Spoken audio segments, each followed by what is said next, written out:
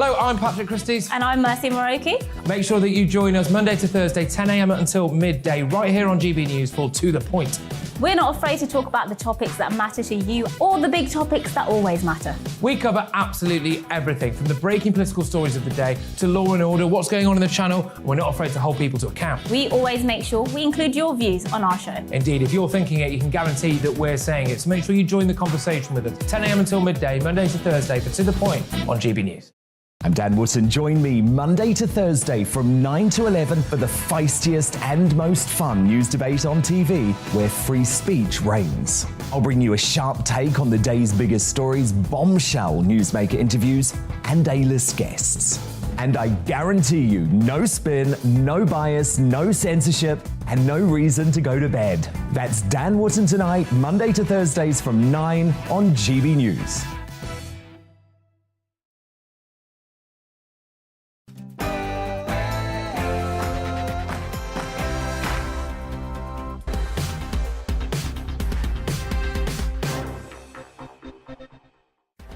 Hi there, welcome to Brazier. Some fast-paced news from 4 until 6. Coming up on today's show, a nuke in the Atlantic causing a 1,600-foot-high tsunami that would bury Britain underwater. The latest bizarre threat to the UK from the Putin propagandist who says supporting Ukraine comes at a price. Also, Boris Johnson promises a new right to buy homes from the state, but is it fair that housing benefits should pay some people's mortgages? And the law firm which says staff can carry on working from home so long as they take a 20% pay cut. Plus, Rod Little joins me to discuss the most ignored story of the day. And alongside me throughout today's show, the writer Ella Whelan. But first, the headlines with Polly.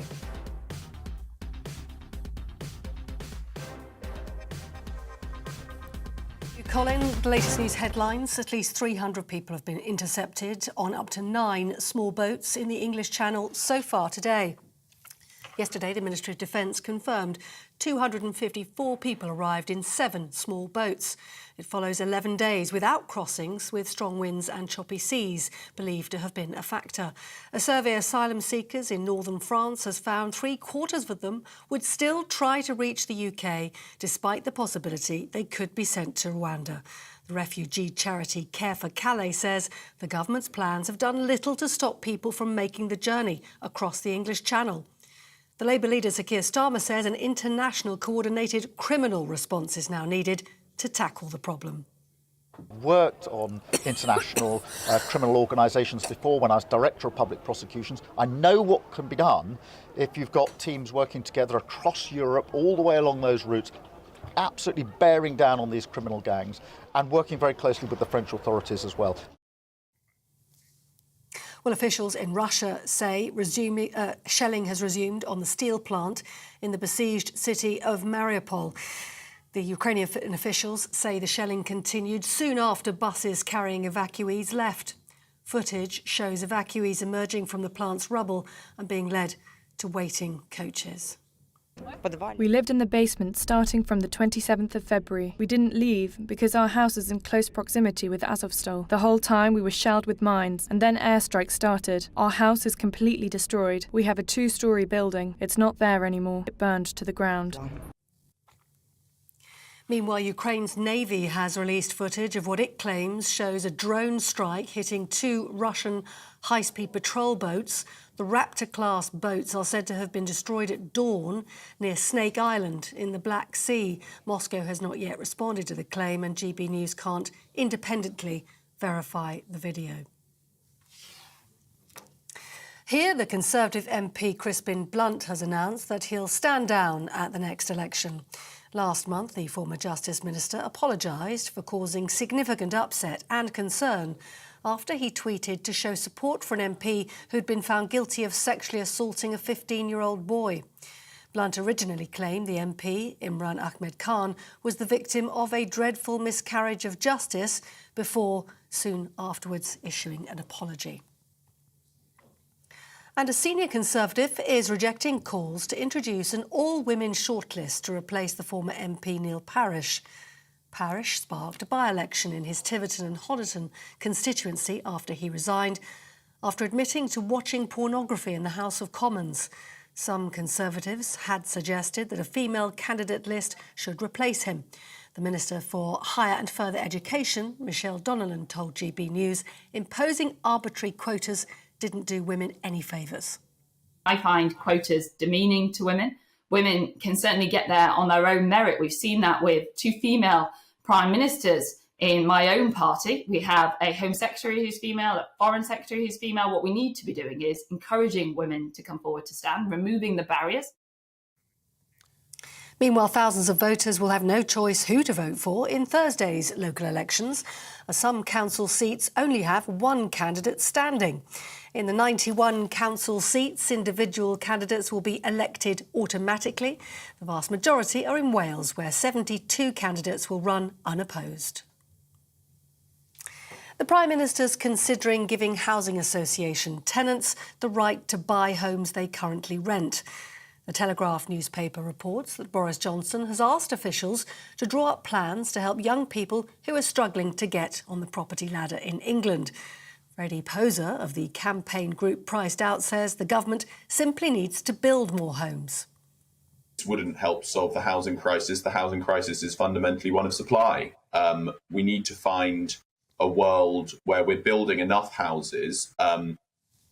Playing around with things like right to buy for housing associations will simply mean that there's less social and affordable rent properties available in 5 years, assuming we don't build them.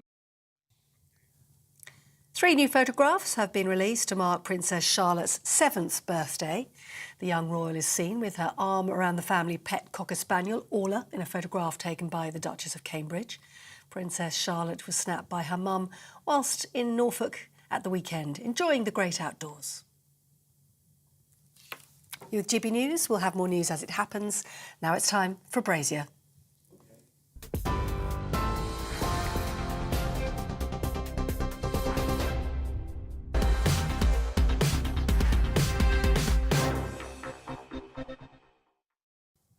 Hi there, 6 minutes past 4. Now, the Mail on Sunday is claiming that it's vindication for its story about Angela Rayner a week ago. The story claimed that Labour's deputy leader crossed and uncrossed her legs to distract the Prime Minister inside the House of Commons. The Mail on Sunday was vilified for peddling misogyny, and the editor was summoned to the House of Commons to see the Speaker, Lindsay Hoyle, an invitation which the paper declined, by the way. Well, yesterday, the Mail on Sunday alleged that the story had been corroborated by no fewer than 4 MPs, and that the person who told the story originally was, in fact, Angela Rayner herself. Let's turn to Tony Diver, not from the Mail on Sunday, but from the Daily Telegraph, where he's one of the Westminster correspondents. Tony, thanks for your time.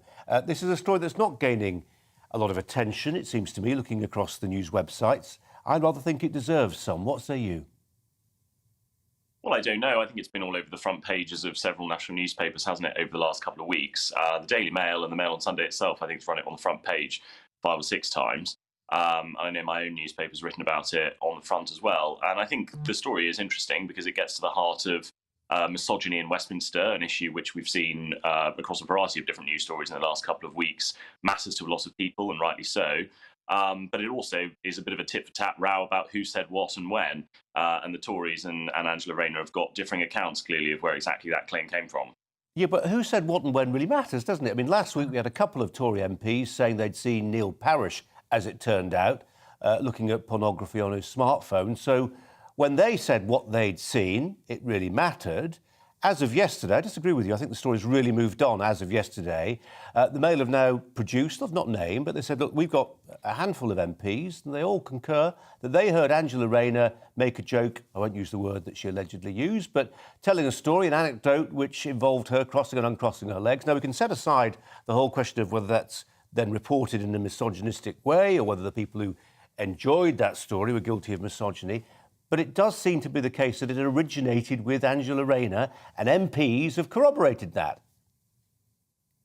That's right, yes, and the Conservative Party says the same thing. After those comments were reported, Boris Johnson was pretty furious about them and ordered his party to conduct an inquiry to try and find out who it was that said that to the Mail on Sunday. The Tories now say that they found that person, and that person has told them that the comments indeed came from Angela Rayner when she was out with Tory MPs. So Angela Rayner has always denied that she was the originator of that claim.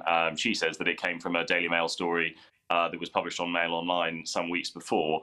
But yeah, certainly that is the counterclaim by the Conservatives is actually, well, you can't really get too upset about people reporting this because you said it yourself. Yeah, just a thought on the speaker, Tony. I just wonder whether we're seeing in Lindsay Hoyle the whiff of Burkowism slightly. Did he make a mistake trying to summon in the editor of the Mail on Sunday? Well, I think tactically you can say he made a mistake there, because what would you expect a newspaper editor to do? Newspaper editors typically, and you might say rightly, don't particularly enjoy being summoned by political figures to account for what they've written in their newspapers. I mean, the Mail on Sunday quite rightly says, well, you may well have an issue with what we wrote, and that can be debated in a public forum. But it's not really for us to be receiving a telling off from Lindsay Hoyle. I don't think that's the first time that newspaper editors have been summoned to speak to the Speaker. I think he does make a bit of a habit of doing this now and then when he feels that coverage has been unacceptable. But the Mail on Sunday was well within its rights to say, actually, no, thank you. We'll write what we like. Thank you very much.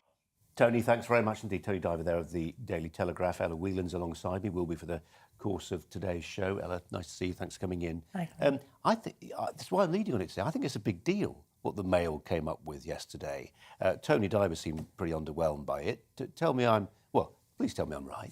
I think you are right, because the whole, as you say, the nature of the article was partly about the story of Angela Rayner allegedly doing this thing to distract Boris Johnson. But I think what most people objected to was the way in which it was written. It wasn't just implied that she essentially was a slut. That was the implication. But that she was a councillor state, pregnant at 16, blah, blah, blah. That someone of her background and stature could never possibly match the debating standards of Boris Johnson, so she had to resort to using her body.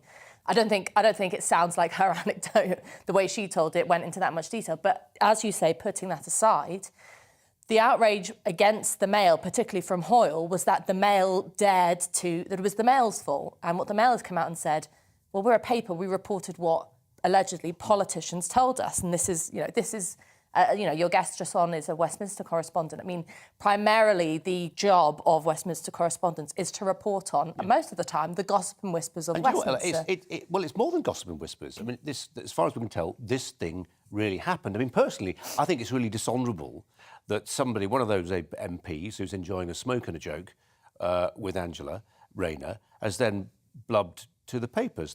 But you can't then blame the papers for publishing it, for heaven's sake. No, and I'd really like to see, it is dishonourable, something that comes, a joke that, particularly when it's related to something like this, a joke that comes out of a woman's mouth in her own terms is very different from it being reported in the way that it was reported. And my annoyance at the way in which it was reported hasn't changed just because Angela Rayner said it.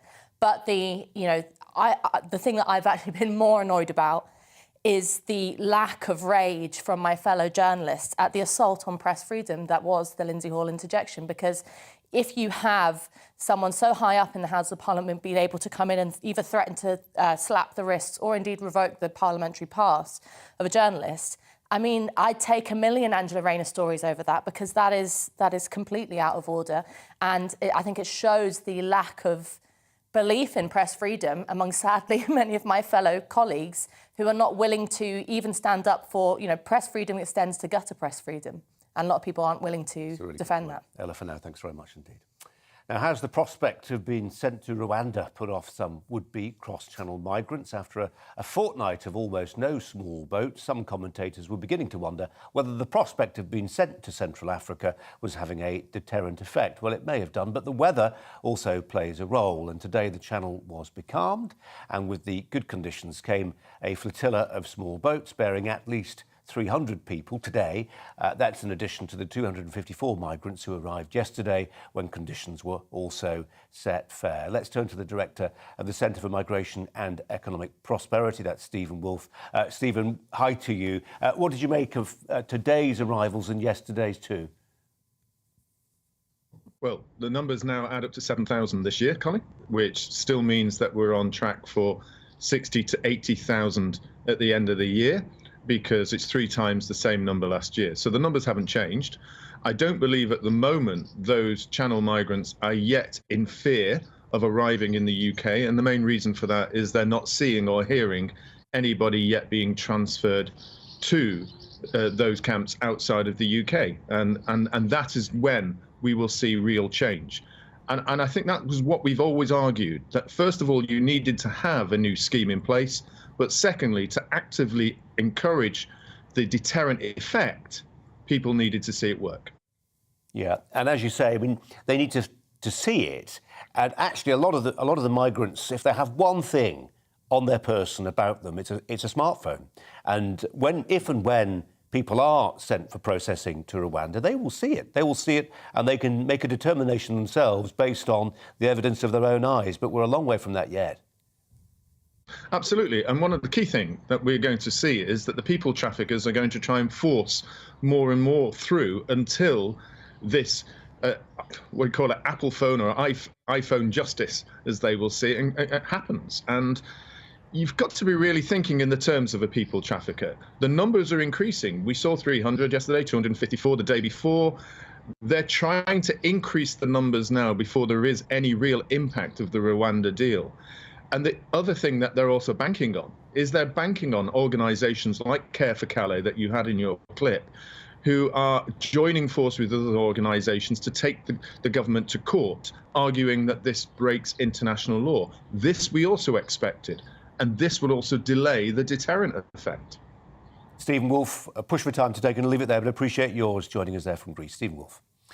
Thank you. Millions of tenants could get the right to buy the homes they rent from housing associations to help people onto the housing ladder. Boris Johnson told officials, apparently in the last fortnight, to develop the proposals to help so-called generation rent. The plan is intended to give 2.5 million households in England who rent properties from housing associations to the chance to purchase them at a discounted price. To some degree, this already happens. Also being floated, perhaps more interestingly, is the idea of turning housing benefit into mortgage payments. How would that happen? How controversial would it be? Would it be seen as fair by the rest of us, those people who pay mortgage drawn from their salaries that they toil for? Let's turn to the property expert, Russell Quirk, who joins me. Russell, welcome to you. On right to buy, conjures up memories of Margaret Thatcher, 1980s, property revolution, home owning democracy, all the rest of it. What's on offer here, do we think? Well, yeah, Boris channeling Maggie for once. I mean, that doesn't happen very often. I think most of us would agree that politically Boris is no Maggie, but he's certainly trying to be here. And no coincidence, Colin, I think that this announcement has been made just 3 days before local elections, where, of course, the Conservative Party and their election candidates and councillors might get a drubbing. This is, look, I actually think this is a good thing, a good announcement. The problem, of course, with Right to Buy has always been that it's mired in controversy because you tend to not get a replacement in terms of the properties that are sold to those tenants by way of government, councils or those housing associations simply replacing the properties that are sold. So the issue we'll have here is, whilst it's great for housing association tenants, it's great for the Conservative Party because they get more homeowners and therefore potentially more voters, if I'm just being political for a second. Yeah. But actually the taxpayer, as you allude to, is absolutely paying for this. And the bigger problem, apart from that subsidy, whether that's right or wrong, is whether those properties get replaced, because of course there's a lack of affordable and social housing anyway, let alone if hundreds and thousands of people now decide to buy their housing association flat or house. I suppose the other winners are the councils, the local authorities, if they're allowed to keep the receipts, which is moot, isn't it? And if they're allowed to keep the receipts of the sales of the council properties or the housing association properties, whether they can then plough that back into new housing, which, as you say, Russell, leads us on to the real vexed question here. Even if you've got the money, where are you going to build them? Yeah, and I do worry about putting the onus on councils to build houses. You know, of course, back in the day, back in the 1950s, under Macmillan, we built around 300,000 council houses a year. We were very, very good at it. Over the last few years, that's dwindled now to about 3,000 council homes because housing associations were set up to do that job instead. Michael Gove, of course, in recent weeks has talked about reversing the Section 106 system. So instead of a house builder having to build and can effectively donate social housing as part of a planning application. Michael Gove actually is considering that should just take the form of money that goes to councils. Now, that sounds great on paper, but I'm not sure councils are very good house builders anymore. So in terms of the skills and the resources and the knowledge that those councils need, I think that could lead to absolute disaster if, despite the money, despite the £7 billion that Gove is talking about there being in the pot, I think a lot of councils will stand there scratching their heads not knowing how to put a shovel in the ground, frankly. Yeah, and it's funny, isn't it? If you look back to those homes for heroes in the 1950s, homes built then by councils, the quality of the housing stock was absolutely well, I'm sure there are people who disagree with me. I was going to say it was absolutely fantastic compared to a lot of the stuff that then followed. Ross Quirk, really appreciate your time. Thanks very much indeed. Ella Whelan's alongside me, I'm sure with some thoughts about right to buy. Do you? I do. and, the question of... I think what so many governments, both Labour and Conservative, over the last 20, 30 years have done is tinker with the idea of housing and said, maybe we'll do one scheme here, whether it's right to buy, or loosen up a little bit of support here for councils. And no one has ever been willing to tackle the single most important question in relation to renting, buying and housing, which is supply, which is building homes. My jaw dropped open at hearing those figures from the guest, of the fact that we've now at 3,000 council homes. And you're exactly right. One of the estates I grew up in was a 1950s build, and the way in which it was planned with green space and all that kind of stuff meant it was a big houses, Ella. It was they're big, decent flats, good amenities, and it's planned with a kind of political and social vision in mind, which is infrastructure of house building. It's not just something that is just not a kind of policy area. It's a central thing to ensuring that people have good quality of life and also have future prospects. All of that's gone out the window now, and it's a real get-out clause doing this kind of thing. I really wince at the phrase generation rent, because I think so much of this discussion is tied up in the idea that there's this sort of section of young people who are having a particularly hard time. It's a new phenomenon, and, dare I say it, it's a real millennial whinge thing, the kind of idea that people of my generation, are solely afflicted by access to housing. If you can't say it here, where can you say it? But it's nonsense. This is a problem that, in particular, working class people have been facing for decades. And the government needs to just build some houses. It's really that simple. Build some houses. Yeah. Build hundreds of thousands of them. It's not simple, though, is it? I'm with you. I'm in new towns, etc. But where? Rip up planning legislation. Do something radical like that. But just get some bricks in the ground. Okay, Ella, for now. Thanks very much. Coming up, 21 minutes past 4. Coming up, Cambridge University student who has travelled from the UK to Ukraine to treat injured fighters is going to be talking to you and to me. First, we've got a short break. Tonight on GB News. At 6, it's Dubes & Co. 7 o'clock, Farage. At 8, join Mark Stein. And at 9, Dan Wootton Tonight, followed by Headliners.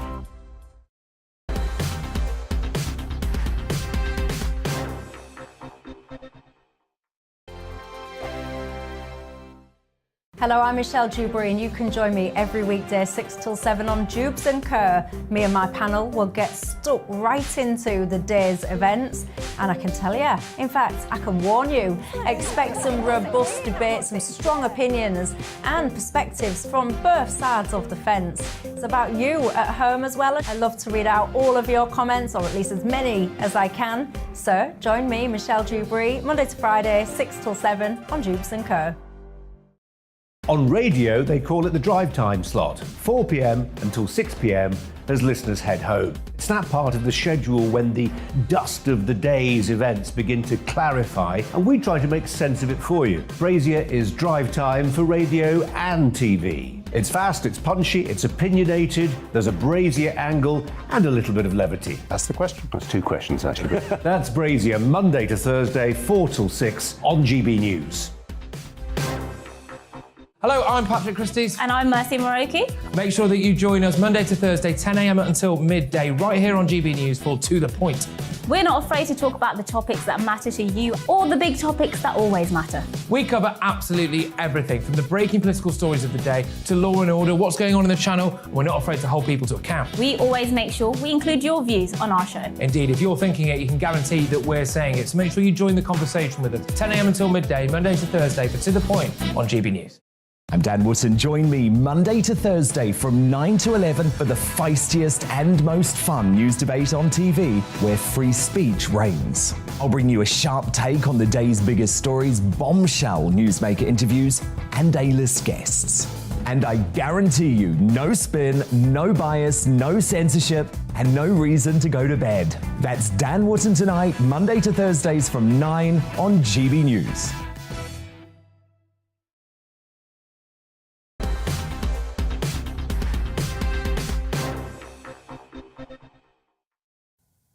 Nikolai Nizolov has put his studies on hold at Cambridge University, no less, to help fight with troops or be with troops in Ukraine. Nizolov is in his first year studying, or was in his first year, studying natural sciences, but is now helping treat injured fighters. And he's currently working with small volunteer combat drone teams. It's quite a change from Cambridge. Nikolai joins me now, as you see. Welcome to you. What possessed you to go there? I'm Ukrainian. I might not be by nationality, but I am by culture. My parents are from Ukraine and my friends and family are out here fighting. I just wanted to join them. Nicola, how different is the reality on the ground as you see it from the way it's reported here in the UK? British media portrays it in a very tame way, which is understandable because you don't want to see the horrific events that are happening here in full graphic detail. I have been on the front lines. I have completed a successful mission yesterday. I know what it feels like to be out there with shells falling either side of you. And they are literally falling each side of you. I mean, you are that close to the front line. Yeah, so the closest we came was about 8 kilometres to the enemy positions, maybe 6, because we're not too sure. Yeah. And when you say we, tell us a little bit about your comrades in arms, who they are, whether they're from abroad, ultimately abroad like you, what their aims and objectives are, and to what extent they're able to contest this fight with their Russian adversaries. So we're a volunteer unit that specialises in building and operating drones that will be delivering humanitarian supplies to areas where humanitarian corridors cannot be established. Right now we're experiencing some technical difficulties due to strong Russian jamming, and we have already lost one drone. But we are working on a technical solution to fix that.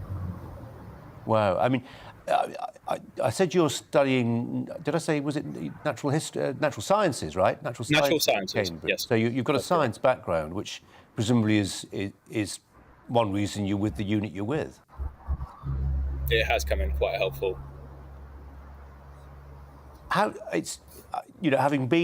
covered a couple of wars myself, Nikolai, you are aware at the time that you see your tiny little sector, and actually very often it's the people who are thousands of miles away, far away from the discomfort and privations of the front line, who've actually got the bigger picture.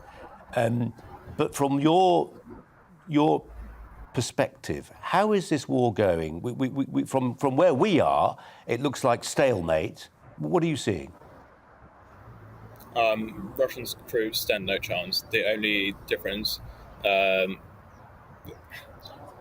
only real thing that matters is how many civilians will die, because Russian troops don't discriminate between soldiers, civilians, humanitarian workers, medics. They don't care. They send shells and mortars and vacuum bombs, stuff that has been banned by international conventions. And if the West gives us the military equipment and the heavy artillery that we require, we will finish this war. The Ukrainians have the will, they have the morale. They are strong fighters. I have experienced it. The comrades I'm fighting with, there is nothing that can motivate a person more than fighting for your own homeland, fighting for your own kids, your own family. Nicola, I don't know how long you've been out there for. I just wonder, it may be a very difficult, if not impossible question to answer, but just how long it takes to acclimatise to the barbarity of what now surrounds you. I have no idea about your life back in the UK. I think I understand you were born in Ukraine, moved about 10 or so years ago to the UK. But obviously, Cambridge University, rarefied, slightly ivory tower life, belonging to a generation which, rightly or wrongly, seen as inclined towards being snowflakes. How long did it take you to acclimatise to this hideous new reality that you find yourself in? I'm still not acclimatized because the stuff that Russians are doing is simply, it's beyond belief. It's a genocide. How can you get acclimatized to a genocide? I have no answer for that. No, and there isn't one, is there, really? Just tell us a little bit about the authorities, the university authorities back in the UK. I mean, do they smile on what you're doing? Are they pretty neutral about it? Come back next year, you can retake your year. How does it work? They said they're going to be very supportive, but recently I've come across a hurdle where I applied for some additional funding, but they denied my request, which was rather interesting of them, how they say they're very supportive of Ukrainian students, and then they set up a fund specifically for students that are affected by the Ukrainian conflict. They award those funds to Russian students as well, but I haven't been awarded it. How long, Nikolai, do you think you're going to be there for? Until the win. Nikolai Izilov, we appreciate your time. Thanks very much indeed for it. Can I just mention that I'm raising funds for my unit, and all the details on my fundraiser are on my social media, which you can find by searching my name. It's very important work that we do, and all of this is funded from our own pocket, but those pockets have become empty. Those pockets need filling. Understood. Nikolai Izilov, appreciate your time. Thanks very much indeed. Ella Whelan just alongside me, some thoughts on being 19 and feeling compelled to go and fight in a war. Brave man. Incredibly brave. It's very moving, actually.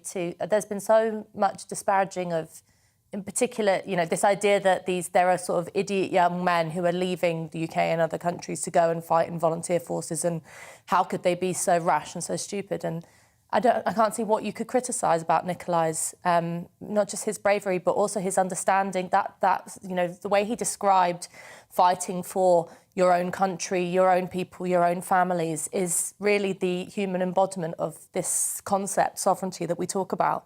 It's what sovereignty means. It's what being part of a nation really means in personal terms. And I think that, being one, and particularly as I'm second generation Irish, if he's second generation Ukrainian, having that kind of connection and putting your life on the line to go out to... And his life is on the line. You will have seen reports from last week. We carried them of the first British nationals who were killed fighting in Ukraine. Does it make a difference that...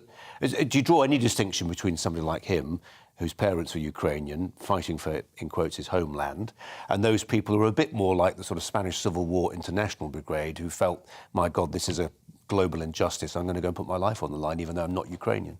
I don't think there is a distinction, because it's that sense of what it, you don't have to be of the, of the nation, of the soil, to understand the importance of fighting for sovereignty. I think one of the reasons why the war in Ukraine and Russia's invasion is not just... It's not comparable to any other war. The reason why it stands out so significantly is because it is a threat to sovereignty at the heart of Europe, which will ring home to all of us. And that's not to kind of put our own selfish view on it and say, this matters to me, not because of Ukraine, but because of how I feel about, British sovereignty or something. But I think it's because it touches at that more universal sense of the importance of why questions about sovereignty aren't just petty nationalism. We've had, so much disparaging about the concept of the nation state and things like that for so long, whether it be discussions about Brexit or whatever else. And here it is in sharp focus. And I think we should take our hats off and put our hands in our pockets for people like Nikolai, because inevitably we can talk in grand terms from, as you say, from our distance position about what stage the war is at and what it means. But really what it means comes down to individuals like that who are holding guns, wielding bandages and actually fighting. And I think we have to remember and salute those people. Ella, for now, thanks very much indeed. It's coming up to 27 minutes to 5. Next, after the news, our debate today will be asking, should the Conservatives copy Labour, I suppose, and use all women shortlists?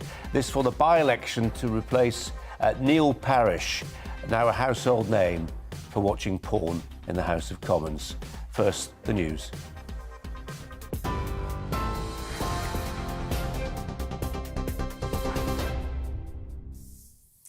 Thank you, Colin. The headlines. The Labour leader, Sir Keir Starmer, says the government is not making a real difference on migrant crossings. At least 300 people have been intercepted on up to 9 small boats in the English Channel so far today. Yesterday, the Ministry of Defence confirmed that 254 people had arrived in 7 small boats.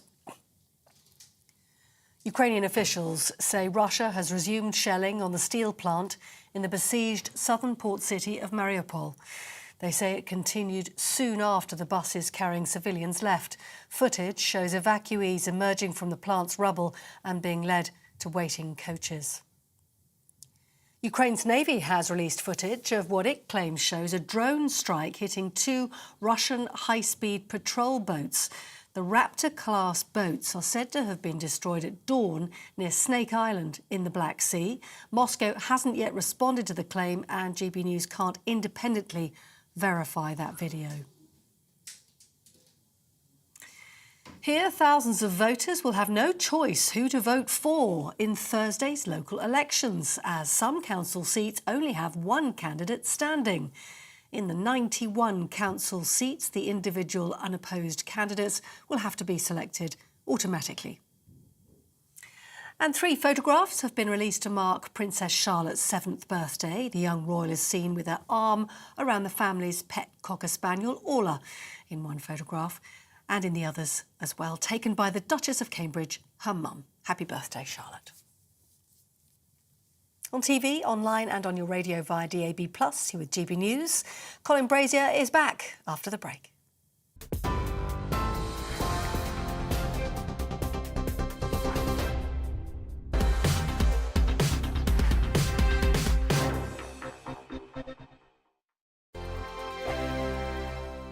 Hello, I'm Michelle Dewberry, and you can join me every weekday 6 till 7 on Jubes and Kerr. Me and my panel will get stuck right into the day's events, and I can tell you, in fact, I can warn you, expect some robust debates, some strong opinions and perspectives from both sides of the fence. It's about you at home as well. I love to read out all of your comments, or at least as many as I can. So join me, Michelle Dewberry, Monday to Friday, 6 till 7 on Jubes and Kerr. On radio, they call it the drive time slot, 4 p.m. until 6 p.m. as listeners head home. It's that part of the schedule when the dust of the day's events begin to clarify, and we try to make sense of it for you. Brazier is drive time for radio and TV. It's fast, it's punchy, it's opinionated, there's a Brazier angle and a little bit of levity. That's the question. That's 2 questions, actually. That's Brazier, Monday to Thursday, 4 till 6 on GB News. Hello, I'm Patrick Christie's. And I'm Mercy Moroki. Make sure that you join us Monday to Thursday, 10 a.m. until midday, right here on GB News for To The Point. We're not afraid to talk about the topics that matter to you or the big topics that always matter. We cover absolutely everything, from the breaking political stories of the day to law and order, what's going on in the channel. We're not afraid to hold people to account. We always make sure we include your views on our show. Indeed, if you're thinking it, you can guarantee that we're saying it. So make sure you join the conversation with us, 10 a.m. until midday, Monday to Thursday for To The Point on GB News. I'm Dan Wootton. Join me Monday to Thursday from 9 to 11 for the feistiest and most fun news debate on TV, where free speech reigns. I'll bring you a sharp take on the day's biggest stories, bombshell newsmaker interviews, and A-list guests. And I guarantee you, no spin, no bias, no censorship, and no reason to go to bed. That's Dan Wootton Tonight, Monday to Thursdays from 9 on GB News.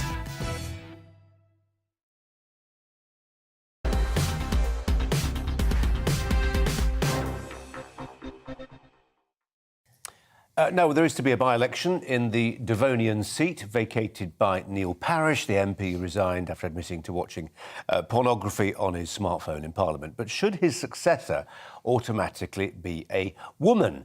Caroline Noakes, the Tory MP who chairs the Women and Equalities Committee in the House of Commons, says it ought to be. However, the University's Minister, Michelle Donnellan, says that barring potential male candidates would be, quote, demeaning to women. Joining me now, Sue Coleman, who's part of a campaign for an equal number of male and female MPs. And here in the studio, Ella Whelan, I think, is going to argue the other side of the argument, but you're never quite sure until you start. So let's start with Sue Coleman. Lay your cards on the table. So your T-shirt's doing a pretty good job of it. You would like to see Neil Parish, from the Conservative perspective anyway, for that candidate to be a woman and a woman only. I haven't said that. Obviously, we want more women in Parliament. That's the most important thing. And that's what 50-50 works for. You know, we're a charity and a friendly network helping people to get into politics, both at national level and at local level, like the local elections this week. We want those women to sign up to stand so that we can help them get into the next step. And 2,500 so far have done that. And the good thing about 50-50 is that we are cross-party. But as you've said, I'm actually from the Conservative Party. And I think when you talk about demeaning, I think no woman would want to be selected on the basis of anything other than merit. This is what we've always said. We've never gone for all women shortlists. And it's actually quite insulting to think that why shouldn't 4 female candidates be as normal as 4 male candidates? We get so used to seeing male candidates and the female is the unusual one. We want it to be that that's not at all unusual. So definitely on merit. And we, when we select our candidates and they're put onto the parliamentary list, they are all considered to be sufficiently skilled to be MPs. So to differentiate men from women really doesn't make sense. We want the brightest and the best in those seats. Right. Just, Sue, I'm being a bit dim, Sue Coleman. Just to be clear, I mean, Caroline Noakes has said, as I understand it, she would like to see the Conservatives put up a woman for that seat. Yes. You'd like to see that too, but you want it to be the best candidate, but you'd also smile on the idea of it being all female. I'm just are you saying you don't want the Tories to put up a man in Honiton and Tiverton? No, I'm saying we don't want to have all women candidates unless they are the best. If they are the best candidates for that seat and they happen to be female, that's great. But we don't want an all-women shortlist. Otherwise, you have this accusation levelled against you that you're only there because you're ticking a box, you're filling a quota. But what I'm saying is there's no reason for the best not to be women. Why should the best not be women? They're not always the men. Yeah. Eloise Whelan, what do you say? I mean, you know, if you want to argue for the best, then pick a candidate and back her. I think it's slightly disingenuous to suggest that with the greatest respect to my fellow panellists, the 50-50 or all-women shortlists or all that kind of strain of contemporary feminist commentary is founded on the notion that there is something fundamental about women politicians that makes them different from men because of their sex or gender or whatever. So, and I've always rejected that because, the word demeaning was used. I think that it is a kind of rehashing of older forms of sexism to suggest that women bring a kind of particular quality to politics, or indeed that women automatically involved in politics would counteract things that we don't like whether it's pornography and Neil Parish or, we often I remember at one of the Labour leadership elections a few years ago when Yvette Cooper and others were involved, there was this whole discussion of how women bring a kind of a nicer, calmer approach to politics, that it's less adversarial and that we're all just these lovely ladies who kind of, who will make the world a better place. And practically we know that fundamentally isn't true. I mean, women's rights and women's freedoms in this country haven't been accelerated by female prime ministers. They haven't particularly been prioritised by female politicians. I mean, there's a couple of Labour politicians who've been quite good on abortion rights recently, but I mean, that's pretty much all you can say for it. What I would like to see is a candidate who, whatever the Tiverton people have their own priorities for an election and who they'll vote for, but in terms of getting more women involved in Parliament, just seeing more skirt in the House of Commons is of no interest to me whatsoever. It really is about what an individual believes and thinks.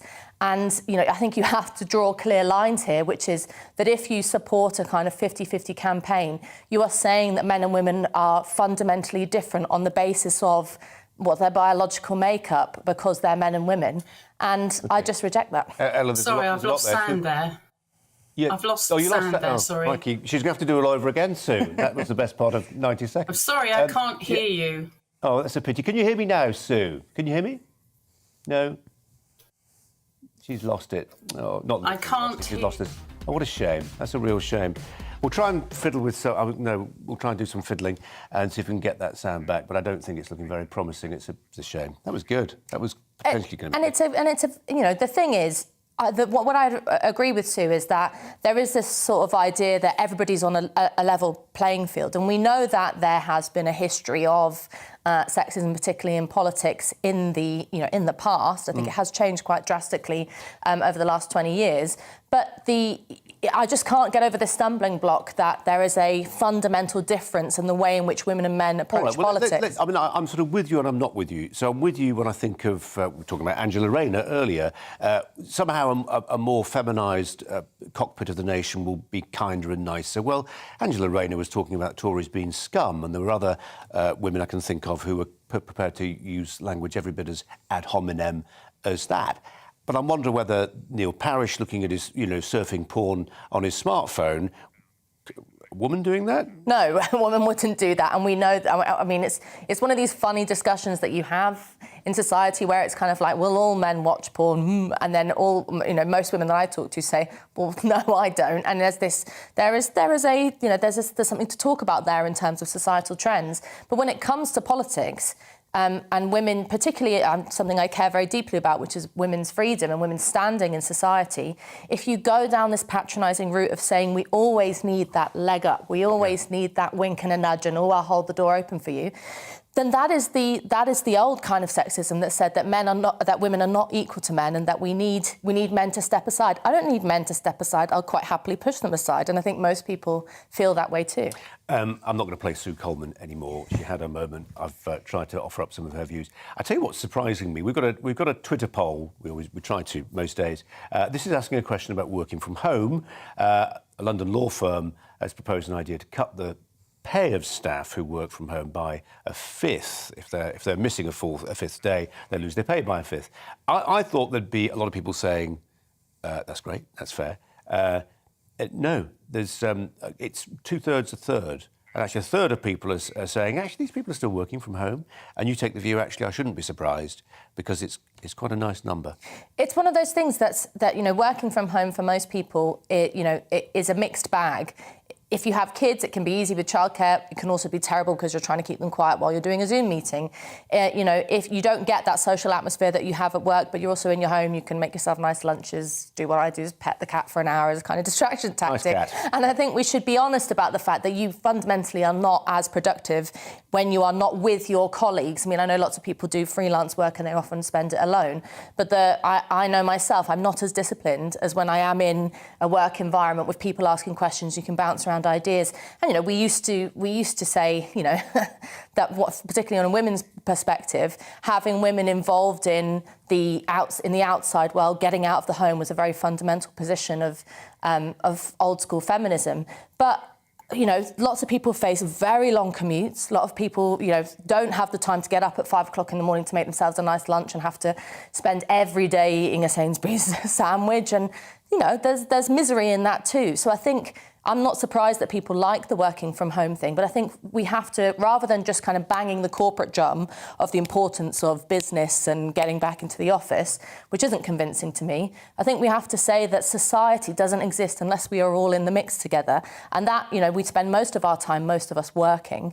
And it's a very lonely existence, not just the hollowing out of city centres and all of that, but a lonely existence to spend all your time within the four walls of your house. I think there is something to be said for the social, political atmosphere of the bubbling workplace, whether that's on a factory floor or in an office. I think, there's something to be said for that, and you don't have to go all kind of on the boss's side to make that point. I think we can possibly go back to Sue Coleman. Can we, to talk about... Oh, we can.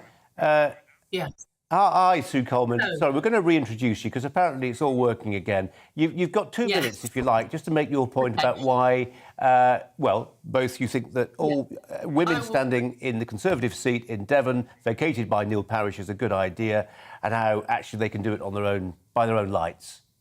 What I would say, firstly, in response to Emma, is that feminism actually means equality of opportunity, and that's what we always want to give women in the Conservative Party. And the other thing is about the selection is not simply on gender, it's gender in the respect that we have a different lived experience to men, and that's something you can't argue with. And that's where we need a bit more balance, to have different lived experience. In actual fact, Oliver Dowden invited myself and a lot of other members from the Conservative Women's Organisation down to number 10 on International International Women's Day at the beginning of March to discuss this very thing about getting more women candidates to stand. So he's been ahead of the game before all this blew up and very much keen to get more women candidates to come forward. So it's not a new thing. We've been doing it for a long time, and we want those women to be given equal opportunity in those selection opportunities. Ella, quick one. This lived experience thing always puzzles me because my lived experience and Emily Thornberry's lived experience, or my lived experience and Theresa May's lived experience, it is planets apart. I mean, those women do not know what my life is like, and they would have no clue what to do if I planted them into the surroundings I was in as a teenager. So there's limits to that. I just would say that there is, if you want to have a universal outlook, which I think politics should be about, is about connecting with all kinds of people from all kinds of backgrounds. There are a lot of men who speak to me politically far more strongly than a lot of women in politics, and sometimes the other way around on other issues. I just don't want to pigeonhole women in that way. I think that's a kind of reductive way of looking at politics. We're not pigeonholing women. We just want them to have an equal opportunity. And we've got women of all ages, as you know, in the Conservative Party, younger people and older people. And it's all those different experiences. We recognise that. I'm on the latter part of the scale and you're the younger part of the scale, but we can reflect all of that. But not if we're not in that selection pool and not if we're not selected to stand. So we want an equal opportunity to be in front of those associations choosing their candidate. And if it means 2 men, 2 women, that's fine by me. That's not an all-women shortlist or an all-men shortlist. It's a fair distribution of good candidates from our candidate list. Sue Coleman, appreciate you coming back to talk to us. Thanks very much, and apologies for the technical problems. Coming up, we've got a record number of people who've had a cancer checkup after thousands were cancelled in the past 2 years. What price the chance of repairing the damage caused by lockdown? First, we've got the weather for you. The UK is looking showery for many this afternoon. Let's take a look at the details.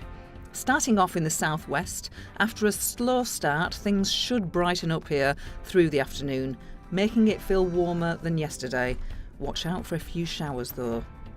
Over in the southeast and around London, it's likely to remain largely cloudy with just a few showers in the north. There will be further scattered showers across much of Wales this afternoon. Many places will avoid them though, with some warm, sunny spells instead. A similar picture as we look toward northwest England, where there will also be quite a few showers but also some sunny spells.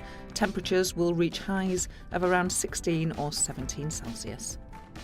Coastal parts of northeast England may have some lingering fog. Further inland, it should be somewhat brighter, but there will be a few showers around, a little cooler here, with highs around 13 Celsius. Northern parts of Scotland will have a mostly fine afternoon with some lengthy, bright or sunny periods. Central and southern parts are going to be cloudier with some scattered showers. We can also expect a few showers to develop across Northern Ireland. These shouldn't be particularly heavy though, and there will be a few bright or sunny spells in between. Some showers easing as we go towards this evening, but continuing for Northern England and Southern Scotland. I'm Liam Halligan. Join me every weekday at 1 p.m. for On the Money, your daily dose of economics, business and consumer news. I got 25 years experience covering economics and finance. We hold grown-up discussions with a host of experts who really know their stuff. You can't buy gas and store it. That was a mistake, wasn't it? I think it was a mistake. Even you, Liam, don't have a crystal ball. Inflation's a real threat. Every weekday at 1, you're On the Money.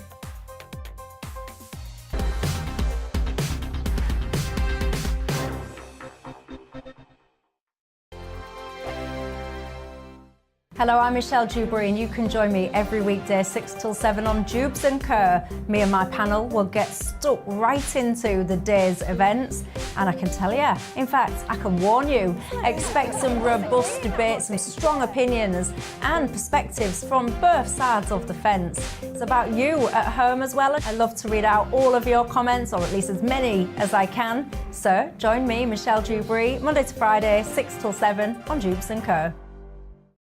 On radio, they call it the drive time slot, 4 p.m. until 6 p.m.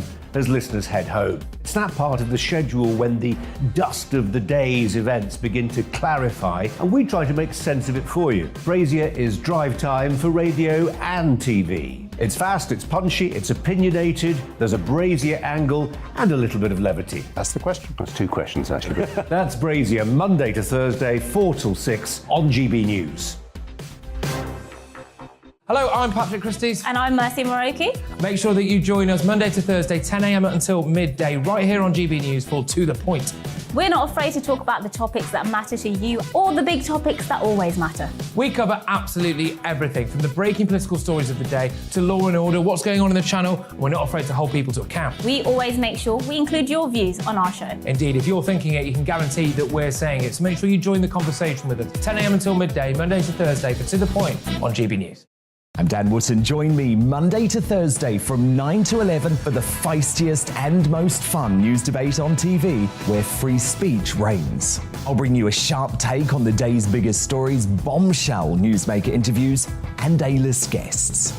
And I guarantee you, no spin, no bias, no censorship, and no reason to go to bed. That's Dan Wootton Tonight, Monday to Thursdays from 9 on GB News.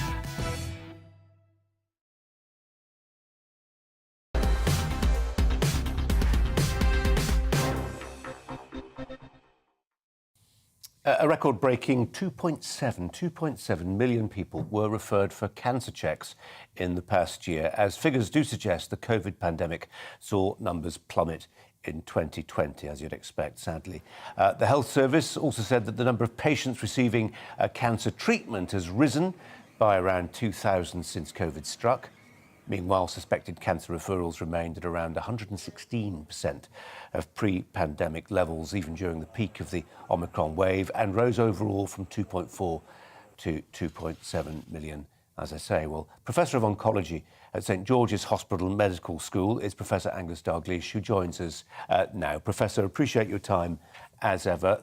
This is the worst kind of backlog, because it's condemning some people to be undiagnosed and therefore facing terminal illnesses that might not have been. Well, good afternoon. Well, without a doubt, this is the case that we're now suffering.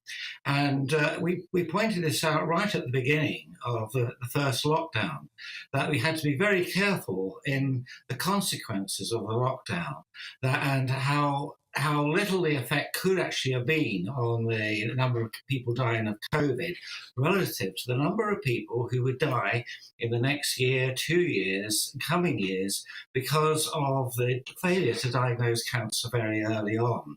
Because we diagnose cancer early, we treat early, the survival rate's fantastic. And for every month delay that you get in the diagnosis and implementing treatment, the survival goes down. And right early on, we feared that after the first lockdown, that this could have led to about 50,000 people who were not diagnosed, investigated, and treatment started. And it wasn't just the capacity because of COVID, it was the fear factor. We had people coming into hospital who were then cancelling operations the day before because they didn't want to come in to the hospital and catch COVID, when the alternative was they were not having a tumour removed. So it went on at several levels, this. So we are now in a terrible situation because we've got this one wave added to the accumulative wave of problems with cancer due to an ageing population that's getting bigger, and we're getting much better at treating the cancers too. So we really are in a sort of perfect storm of just being swamped with people who want to catch up with what should have happened over the last 2 years, plus the ever-increasing number which do need attention. Professor, I was listening to an interview this morning on the BBC Radio 4 Today programme, and I could have been forgiven for thinking it was as if lockdown had never happened, and that what we were seeing was a function of political incompetence, a lack of cash maybe, investment, etc., etc. There were people, you were one of them, people like Carol Sikora, several others I can think of, many our viewers and listeners can think of as well, who persistently and consistently pointed out over the last 2 years, that this was going to happen. It was coming at us like a freight train. There were things we could do to ameliorate it if we so decided to prioritise cancer treatment ahead of elements of lockdown, but you were routinely ignored. This is absolutely correct. We did see it coming, and I was part of a group that said that lockdown was not worth it and we should have abandoned it, and followed the model of Sweden. Anders Tegnell, who I believe got it absolutely right. You shield the vulnerable and you let everybody else get on, and you carry on the hospitals doing their job. And you are right that Carol Sikora and myself were constantly warning that this was going to happen, but we were basically completely ignored over it. I don't know what they thought they were going to do with this. We also proposed a solution which we were 100% in agreement with, is that the GPs clearly were not coping. People couldn't get in to see the GPs. I mean, some of the pictures I've been sent of GP surgeries virtually being barred and to call various numbers or contact online. And a lot of people were missing diagnoses, lumps in the neck, sore throats, treated antibiotic after antibiotic. I mean, I won't go on with that. There was just too many. But because of that, we realised that the frontline services and GPs have actually gone in this country. I mean, we're never going to get them back. There's not enough people being trained to do that. And what we need is a radical rethink. We need sort of walk-in diagnostic centres, and these are centres that you'll be triaged by, a very competent clinician. They don't actually even have to be a doctor. They could be a very, very senior nurse who can tell whether people need a scan, blood tests urgently, without having to do our current system's ludicrous. You have to see a GP for him to refer you to the hospital to get these things done. So you've got a built-in delay. It all takes 6 time. weeks there. Yeah, as they act as the gatekeeper, but that's fine if you can even get to see the gatekeeper. Not everybody can in the time they need to. Angus Dalgleish, as ever, will say thanks very much indeed, and we'll tell you that it's just gone 5 o'clock.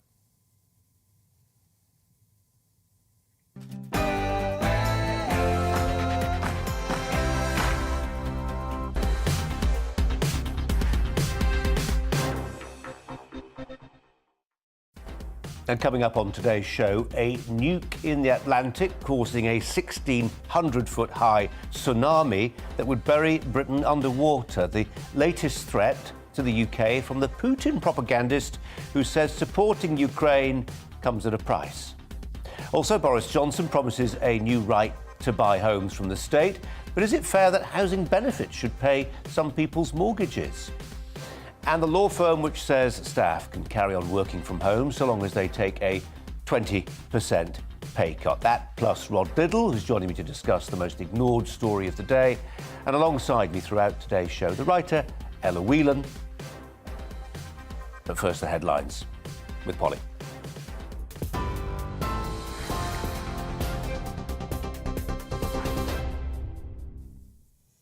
Colin, thank you. Just after 5 o'clock, the top stories. At least 300 people have been intercepted on up to 9 small boats in the English Channel so far today. Yesterday, the Ministry of Defence confirmed 254 people arrived in 7 small boats. It follows 11 days without crossings, with strong winds and choppy seas believed to have been a factor. A survey of asylum seekers in northern France by the charity Care for Calais has found 3/4 of refugees would still try to reach the UK, despite the possibility they could be sent on to Rwanda.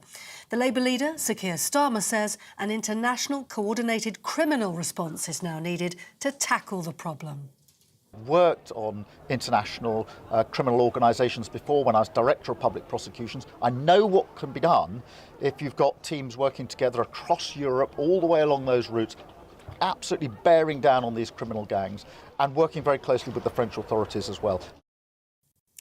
Well, in news away from home, Ukrainian officials say Russia has resumed shelling on the steel plant in the besieged southern port city of Mariupol.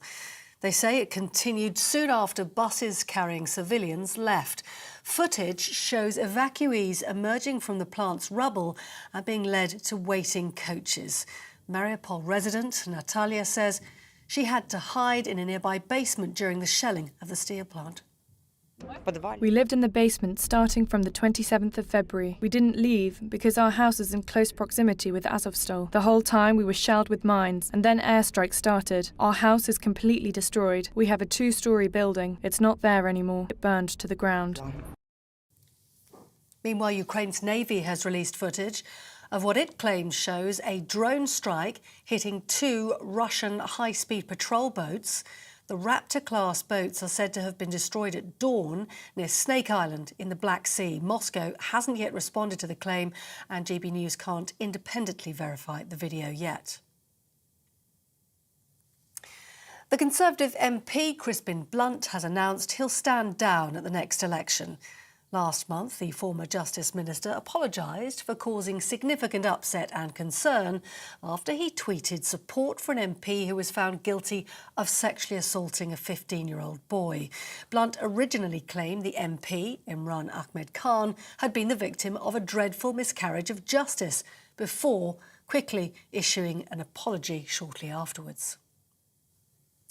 A senior Conservative is rejecting calls to introduce an all-women shortlist to replace the former MP Neil Parish.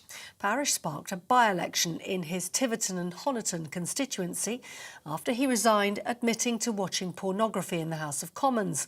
Some Conservatives had suggested that a female candidate should replace him. The Minister for Higher and Further Education, Michelle Donnellan, told GB News imposing arbitrary quotas doesn't do women any favours. I find quotas demeaning to women.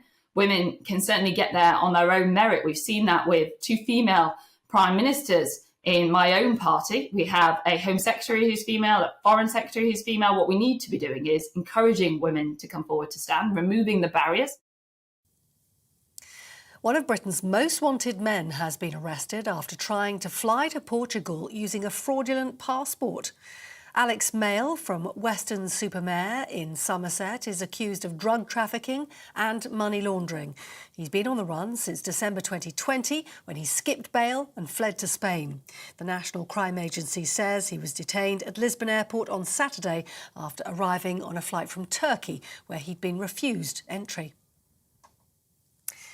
The Prime Minister is considering giving housing association tenants the right to buy homes they currently rent.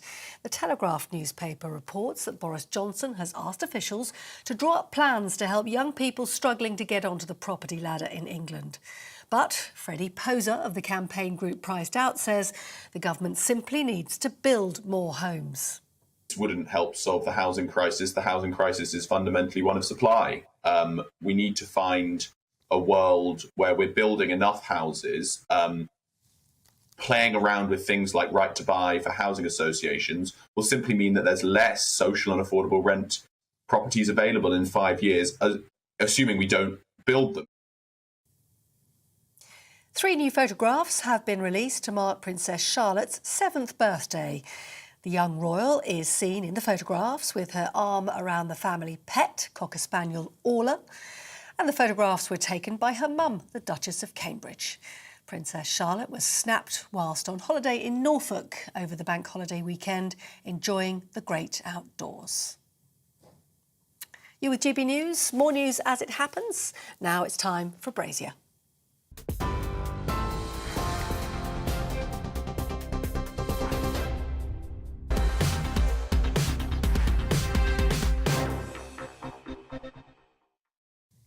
Well, I was one of those naive souls who, until this weekend, thought that a growler was another name for a pork pie.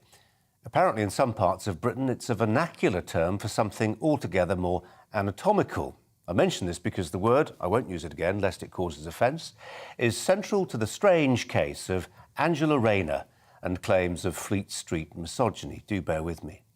You'll remember that just over a week ago, the Mail on Sunday published a story suggesting that Labour's deputy leader had tried to distract the Prime Minister in the House of Commons by repeatedly crossing and uncrossing her legs. All hell broke loose. The paper's editor was summoned by the Speaker.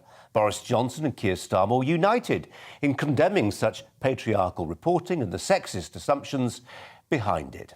When, within days, it also emerged that a Tory MP had been looking at porn, it did seem that Parliament had a serious problem. It probably still does. And indeed, Neil Parish was surely right to resign over behaviour that no workplace should tolerate. But the Rayner story, where all this started, it's unravelling. Yesterday, the Mail on Sunday published a remarkable account of who really told the Angela Rayner story, and the name in the frame is the same one found by an internal Tory party investigation. The name? Some unreconstructed dinosaur from the Tory shires? No, the person who apparently told the story about Angela Rayner crossing and uncrossing her legs is Angela Rayner. A columnist at the Mail on Sunday, Dan Hodges, has spoken to 4 MPs who recall Rayner telling the story about herself. She even used the word I mentioned earlier as part of a light-hearted anecdote. This all seemingly happened while Rayner was sharing a cigarette with other parliamentarians next to the Commons Terrace, which overlooks the River Thames. Now, it's a pretty low thing for an MP who is sharing a smoke and a joke with Rayner to then share this light-hearted confession with a newspaper, but sad to say, that sort of tittle-tattle sells papers, and there's a long and inglorious history of it in Fleet Street. So let's assume those 4 MPs are right in their recollection. Where does that leave the allegations? Will the Speaker, Lindsay Hoyle, who's increasingly exhibiting a fondness for pomposity that John Bercow would recognise, now set about clearing this up? Some might say this is just the word of one group of Tory MPs. You can't believe what they say, especially when the stakes are high. Well, that doesn't really wash, does it? After all, it was what 2 Tory MPs saw in the Commons, which last week did for the career of Neil Parish. They saw him watching porn, and he was gone. But what about the MPs who saw Angela Rayner telling a story that was then held up as an example of Conservative moral corruption and journalistic mendacity? Is there any reason to unequivocally believe eyewitness accounts from one group of Tory MPs, but not another? As Isabel Oakeshott writes in The Spectator, it is now abundantly clear that Ms Rayner is not the target of outrageous misogyny that she had us believe. But The Spectator piece aside, where is the mainstream media clarification of this story? This isn't just a matter of setting the record straight. The Rayner story has been used as a prima facie example of why we need to outlaw misogyny. Yesterday, for instance, even as the Mail on Sunday was explaining what really happened, the Mirror carried a piece with a headline which ran, Angela Rayner basic instinct furore proves misogyny should be a hate crime. It proved nothing of the kind. Misogyny exists, there is arguably a case for legislating against it, but the Rayner story published by the Mail on Sunday a week ago only proves one thing, that MPs say one thing in private to each other and one thing in public, just like the rest of us. That's the Brazier angle.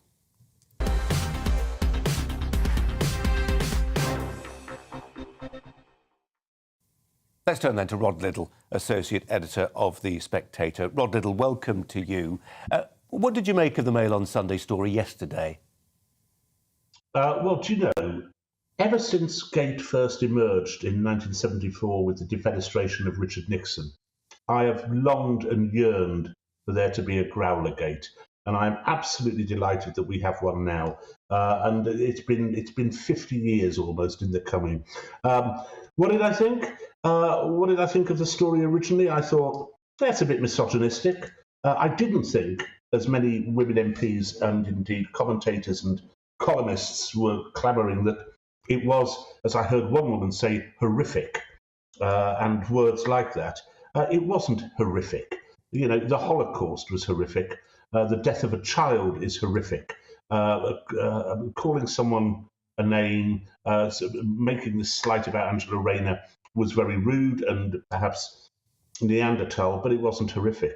Now we find out that this probably, and it seems to have come from Angela Rayner herself, then it beggars belief. that we haven't heard more from the newspapers backtracking on all those columns, all those many thousands of words, all those forests in Central Europe which were felled to make room for all the women colonists, claiming that this is what we have to put up with every day. This is misogyny, rank, outrageous misogyny, and it should be outlawed, and Tories should resign, and only women should be in Parliament. One woman was saying that there should be a majority of women in Parliament because the old feminist logic says that whilst men subjugate women, men and women are really equal, but women are actually better. All three mutually exclusive statements, which they all seem to believe simultaneously. So it's been absolutely absurd.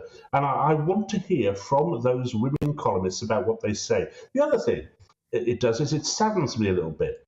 I think that joshing that Angela Rayner allegedly took part in with those Tory MPs shows up a human and humorous side of a woman who I think is a considerable politician, and unlike what was said in the Mail on Sunday, I think is very easily able to outwit Boris Johnson. Admittedly, that's not terribly hard. He doesn't have the sharpest wit in the world, but I think she does very, very well at the dispatch box, regardless or not of whether she's crossing and uncrossing her legs. And this, I think, if she had said, look, this was a light-hearted comment, it doesn't really matter. Men and women are different. We're different people, and this was a joke, and it should be treated as a joke. And let's all move on, please. There's the Third World War about to happen. Yeah. You might have thought that would have, for me, impressed me enormously, even more, because I think Rayner is an impressive politician. I think she does a really, really good job for the Labour Party. So I think it's depressing on the count of hypocrisy. But the real people I want to hear is all those columnists and commentators who reached for the most outrageous adjectives that they could find in order to condemn what was a joke, and a joke instigated by the woman who was supposedly the butt of it. Rod, I'm going to bring in Ella Whelan in just a second, but do you think once that juggernaut had started, whether it was in any way possible for Angela Rayner to get off the train? I mean, if she'd said right at the beginning, actually, look, it was jocular, I was having a fag and a chat, it was a joke, it came from me, it would have nipped the whole thing in the bud right from the beginning. Yeah. Yes, it would have done, and I wish she'd done that. And in fact, when the story first broke in the Mail on Sunday, I heard Angela Rayner, I saw a clip of Angela Rayner being interviewed by some woman called Lorraine, who was trying to outdo herself in paroxysms of fury that Miss Rayner could be subjected to such comments. But Angela Rayner was actually rather circumspect and didn't start claiming this is outrageous, and I wonder if, at the back of her mind was, actually, I said this right at the beginning. I wouldn't, wave these adjectives around for too long because I was behind it. And I think, the fact that she was behind it, it's a funny joke. If she is sitting on the terrace of the House of Commons, if she was, and was making these jokes to Tory MPs, I think that's very funny, and it rather makes me like her. Well, whereas the hypocrisy of Crawley, this vile, outrageous sexism, it is just so hypocritical. And as ever with these complaints about misogyny, based on a falsehood. Rod Liddle, there we have to leave it, but we very much appreciate your thoughts, as ever. Rod Liddle joining us there. Ella Whelan, just a quick one from you, because we're running a bit low on time. The thing about, I actually agree with Rod Liddle about the fact that, you wish Angela Rayner would have come out and said, this was my own joke, and, shame on the people who went and ratted on me to the Mail, and maybe even name if I was her, I'd wear a lower cut dress and a higher slit thigh, and I'd name and shame these brats who are telling my joke to the papers. But you have to. I have been a defender of the Mail over these past few weeks because of the scandal that we talked about around Lindsay Hall trying to attack press freedom. But the original story did not, even though presumably they knew from their sources where any good journalist will find out where they found that out from. They didn't say that at the start. At the start, the article written by Glenn Owen sounded like a Tory MP talking very disparagingly about a female in Parliament. And I just disparaged lived experience and said that it was a nonsense. But I have to say that, you know, most women, particularly most women in politics, it's happened to me many times, will have had people commenting on what you wear, how low cut your dress is, and whether or not I got accused all the time of using my breasts to sell Brexit at the time of the referendum because I dared to look a bit nice on BBC or something like that. And it just rankles you. And I think lots of women recognise that. And that's why there maybe has been a bit of outrage. But I completely am in line with Rod was saying, to suggest that this is now we're living in a cesspit of misogyny and we must make it illegal. Give me a break. I don't think we should go that far. Breasts for Brexit. If only we'd thought of that slogan. Yeah. Imagine what the numbers could have been. Alan, thanks very much. 9 weeks after Russia began its special operations in Ukraine, one thing grows clearer week by week. Britain, perhaps more than any NATO member, faces a particular degree of Kremlin verbal hostility and propaganda. Latest sign of a campaign to threaten the UK with nuclear obliteration comes from the Russian state TV presenter Dmitry Kiselyov. In his show last night, well, you get a flavour of it if you keep watching. Apologies if you're listening on the radio. It's a torpedo fired by a submarine. This was his show last night. It said his country's Poseidon nuclear underwater drone could explode off the British coast, covering this country with a 1,600-foot-high radioactive tsunami that would, quote, plunge the British Isles into the depths of the sea while leaving whatever remains as a radioactive desert. He also falsely told his viewers that Boris Johnson had threatened to bypass NATO and launch a nuclear attack on Russia. Let's turn to Rear Admiral Chris Parry, former Royal Navy warfare officer, and much else besides, who's with us now. Chris, welcome to you. What did you make of that stunning graphic, terrifying graphic? Where's it coming from? Well, it doesn't terrify me because I haven't seen the weapon working yet, and nobody else has. It's, I'm afraid, something that is a fantasy weapon, very much like the ones that Hitler was threatening us with at the end of the Second World War. I'm afraid this is the rage of an impotent bully that isn't getting its way. Russia desperately wants to be liked by civilized nations like the United Kingdom. It's not getting the respect it wants, and so it's thrashing around, threatening us with all sorts of things that it knows it will never be able to or be willing to implement, because if it does, it will get a boatload of Trident back the other way, and most of its major cities will disappear in a radioactive cloud as well. Does it have an effect, this implausible but persistent scaremongering and this idea they seem to be particularly targeting the UK? I mean, you know, Chris, when you talk to people outside of the story, you know, people who are not following it every twist of it, are you hearing more people saying, well, we may be sleepwalking into a nuclear conflict, it could be the Cold War turning hot? Are you hearing that from ordinary folk?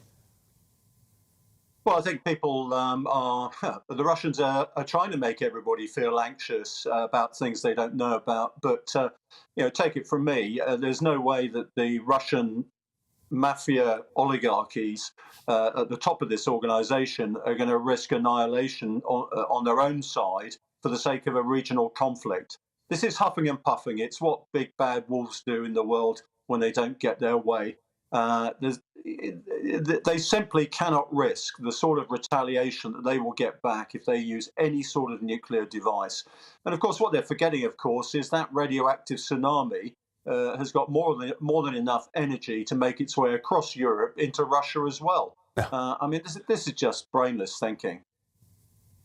What do you say, as a former military man, Chris Parry, to those politicians? I'm thinking of the Greens in particular.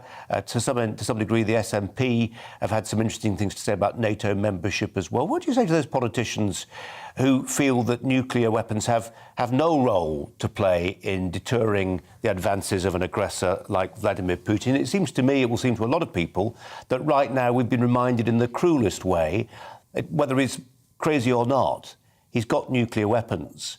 And actually, it's at times like this you want to have them too. Not because you ever intend to use them, but because it does stop a bully in his tracks. Yeah, of course it does. It's kept the peace for the past 75 years. It's probably the best insurance policy this country can invest in. In fact, I'll tell you, Colin, that per capita, it's less than the price of house insurance. And that's keeping us safe from the bully's threats and also the threat of nuclear annihilation. When I hear the SNP and the Greens speak, you know, I want to say to them, look, you're being strategically illiterate, frankly, and a strategy of wishful thinking is not suitable to represent your constituents in the modern world. There are evil regimes out there. They wish us harm. And I'm afraid to say, becoming a nuclear-free zone or leaving NATO, neither of those are adequate solutions to that sort of and scale of problem. Chris Perry, as ever, appreciate your time. Thanks very much indeed. Ella Whelan is alongside me. I was struck listening to the Greens recently saying, well, we're really against nuclear weapons, but let's just fight Putin to a standstill first. It seemed to me very naive. If you're dealing with somebody like him with nuclear weapons, you want to have them too, not because you're fond of them, but because actually the world's a really nasty place where people, if they can have an advantage over you because they've got nukes, they will exercise it. Yeah, but it's one thing thinking something in the abstract and having a sort of detached view of, one which I think most people share, which is nuclear war, nuclear weapons in an adversarial context is a terrifying thing. No, there's a reason why people are so opposed to it, and that's a moral and a political position. But we do live in a world in which these things are relevant. I think there's been a really quite distasteful use and abuse of the threat of nuclear war by some people who are opposed to what's going with the West's intervention into and aid, I should say, of Ukrainian fighters. And there's this sort of suggestion that Ukraine or indeed the Western Union should not do anything while Russia holds a gun to Ukraine's head. And you can't allow, the word bully was used, which I think it's very apt for this, because you cannot be allowed to be pushed around by the threat, fantasy or otherwise. And I'm very pleased to, hear from an expert that this is not on the cards. I think most of us always take everything that's coming out of Russian propaganda's TV at the moment with more, with a bucket of salt. But you can't allow nuclear weapons to stop you from taking any kind of political or military action, because then you just sending a message to those rulers in the world who want to be adversarial and authoritarian. Go ahead. If you've got nuclear weapons, you can do whatever you like. And that's, as much as I don't like the prospect of nuclear war, that's not a world I want to live in either. OK, Ella, for now, thanks very much indeed. We're going to take a break. Hello, I'm Patrick Christie's. And I'm Mercy Moroki. Make sure that you join us Monday to Thursday, 10 a.m. until midday, right here on GB News for To The Point. We're not afraid to talk about the topics that matter to you or the big topics that always matter. We cover absolutely everything, from the breaking political stories of the day to law and order, what's going on in the channel. We're not afraid to hold people to account. We always make sure we include your views on our show. Indeed, if you're thinking it, you can guarantee that we're saying it. So make sure you join the conversation with us, 10 a.m. until midday, Monday to Thursday, for To The Point on GB News.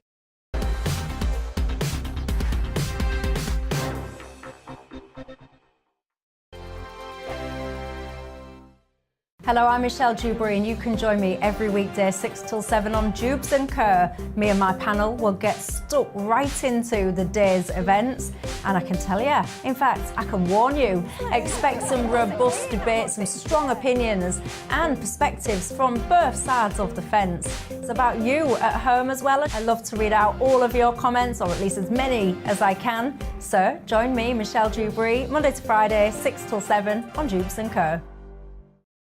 On radio, they call it the drive time slot, 4 p.m. until 6 p.m. as listeners head home. It's that part of the schedule when the dust of the day's events begin to clarify, and we try to make sense of it for you. Brazier is drive time for radio and TV. It's fast, it's punchy, it's opinionated, there's a Brazier angle and a little bit of levity. That's the question. That's two questions, actually. That's Brazier, Monday to Thursday, 4 till 6 on GB News. Hello, I'm Patrick Christie's. And I'm Mercy Moroki. Make sure that you join us Monday to Thursday, 10 a.m. until midday, right here on GB News for To The Point. We're not afraid to talk about the topics that matter to you or the big topics that always matter. We cover absolutely everything, from the breaking political stories of the day to law and order, what's going on in the channel. We're not afraid to hold people to account. We always make sure we include your views on our show. Indeed, if you're thinking it, you can guarantee that we're saying it. So make sure you join the conversation with us, 10 a.m. until midday, Monday to Thursday, for To The Point on GB News. I'm Dan Wootton. Join me Monday to Thursday from 9 to 11 for the feistiest and most fun news debate on TV, where free speech reigns. I'll bring you a sharp take on the day's biggest stories, bombshell newsmaker interviews, and A-list guests. And I guarantee you, no spin, no bias, no censorship, and no reason to go to bed. That's Dan Wootton tonight, Monday to Thursdays from 9 on GB News.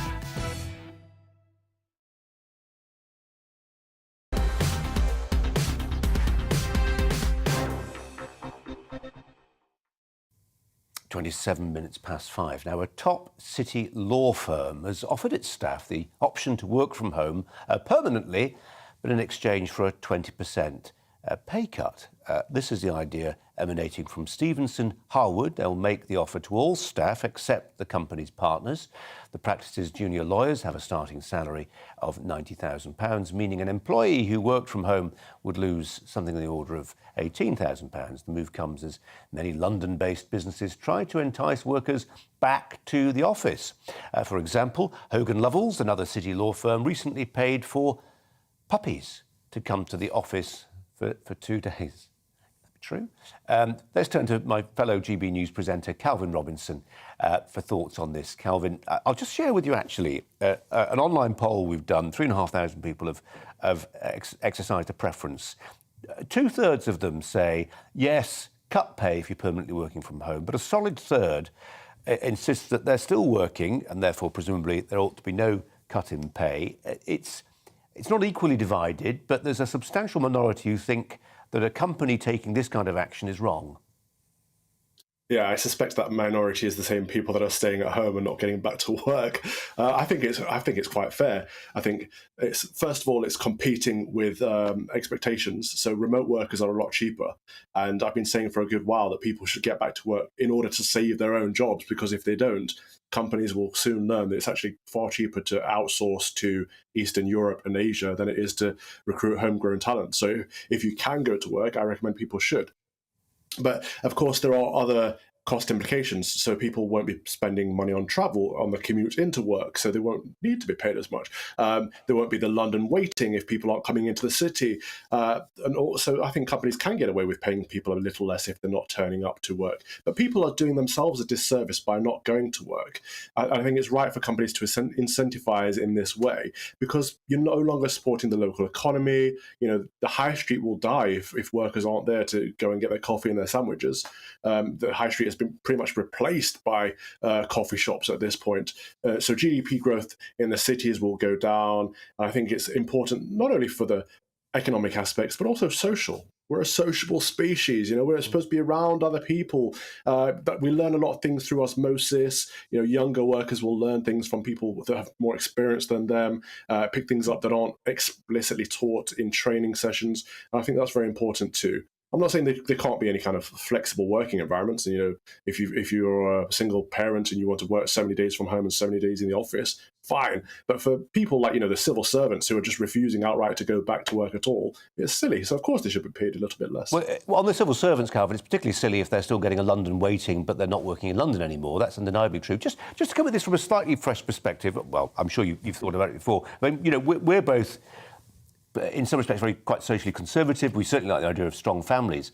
Is there maybe some merit in the idea that this actually is helping families? People who've moved away from the big cities, they do, you know, 1 big or 2 big commutes a week. They can live in, you know, they've exchanged a little rabbit hutch. They've got a home that they can bring up a family in, and they can do a bit more, you know, school run time with the kids. That is. We can conjure up sort of images of people playing with a cat and being lazy and, you know, we're doing Wordle. But actually, there's a family-friendly perspective to this too. So I think we're close on that. I don't think people are sitting at home watching Loose Women and stroking a cat.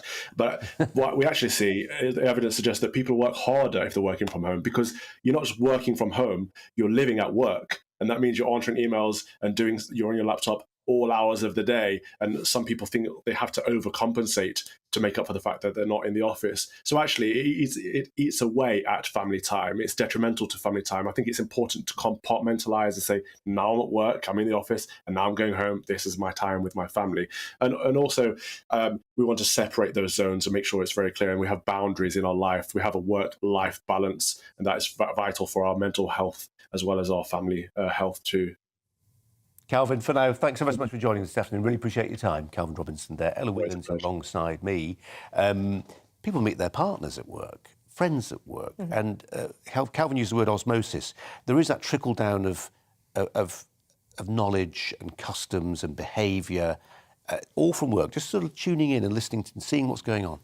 Yes, and you know it is true, perhaps unfortunately, that most of our lives will be lived not in the places we want to live them, which is at home with our partners or with our kids or with our family and friends, but doing work. And, we shouldn't glorify work too much. The vast majority of people in this country do work that is menial and labour-intensive and unpleasant to do. But the important thing is the reason that why it makes it bearable, whether you're someone picking fruit or whether you're someone in a cashier, or indeed actually if you're in an office answering phones in a call centre or something, is the people you're around and the people who surround you. The menial jobs you can't do from home. Yeah. That's the key thing, isn't it? Yeah, well, but I mean, there was this kind of funny thing with particularly with call centres that I noticed throughout the lockdown, that there was, when I was ringing up trying to get something out of Barclays or an answer out of Virgin Media in relation to my bill, they'd pick up the phone and say, "I'm sorry, I've got my kids in the background" or something. And you think that is a really miserable existence, not living with your kids, but not having that kind of social element at work.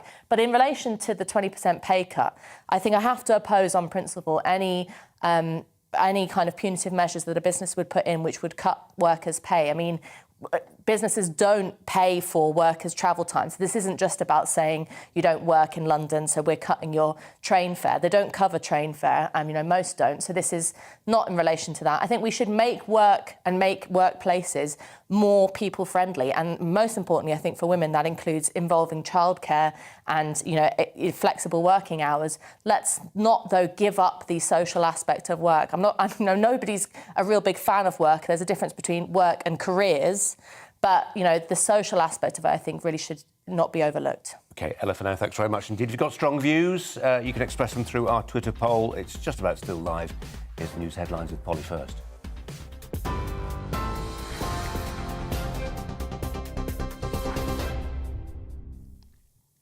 Colin, thanks very much indeed. The latest news headlines this hour. As you've been hearing today, the Labour leader, Sir Keir Starmer, says the government is not making a real difference on migrant crossings.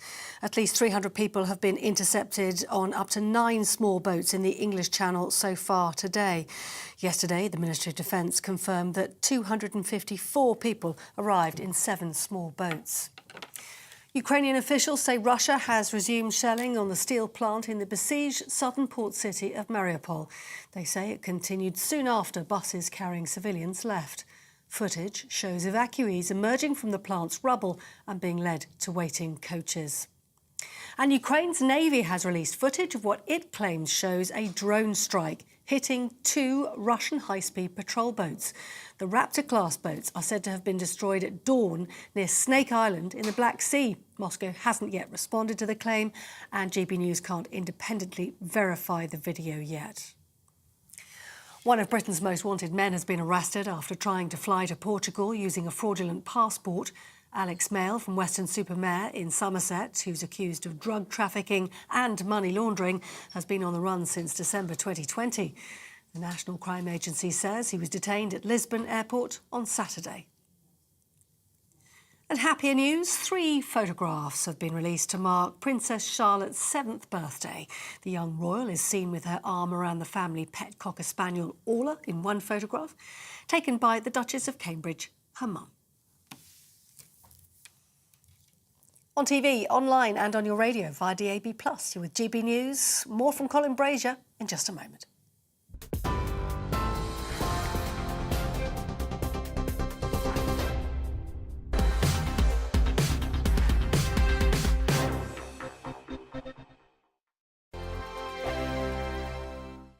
Hello, I'm Michelle Dewberry and you can join me every weekday 6 till 7 on Jubes and Kerr. Me and my panel will get stuck right into the day's events, and I can tell you, in fact, I can warn you, expect some robust debate, some strong opinions and perspectives from both sides of the fence. It's about you at home as well. I love to read out all of your comments, or at least as many as I can. So join me, Michelle Dewberry, Monday to Friday, 6 till 7 on Jubes and Kerr. On radio, they call it the drive time slot, 4 p.m. until 6 p.m. as listeners head home. It's that part of the schedule when the dust of the day's events begin to clarify, and we try to make sense of it for you. Brazier is drive time for radio and TV. It's fast, it's punchy, it's opinionated, there's a Brazier angle and a little bit of levity. That's the question. That's 2 questions, actually. That's Brazier, Monday to Thursday, 4 till 6 on GB News. Hello, I'm Patrick Christie's. And I'm Mercy Moroki. Make sure that you join us Monday to Thursday, 10 a.m. until midday, right here on GB News for To The Point. We're not afraid to talk about the topics that matter to you or the big topics that always matter. We cover absolutely everything, from the breaking political stories of the day to law and order, what's going on in the channel. We're not afraid to hold people to account. We always make sure we include your views on our show. Indeed, if you're thinking it, you can guarantee that we're saying it. So make sure you join the conversation with us, 10 a.m. until midday, Monday to Thursday, for To The Point on GB News. I'm Dan Wootton. Join me Monday to Thursday from 9 to 11 for the feistiest and most fun news debate on TV, where free speech reigns. I'll bring you a sharp take on the day's biggest stories, bombshell newsmaker interviews, and A-list guests. And I guarantee you, no spin, no bias, no censorship, and no reason to go to bed. That's Dan Wootton tonight, Monday to Thursdays from 9 on GB News.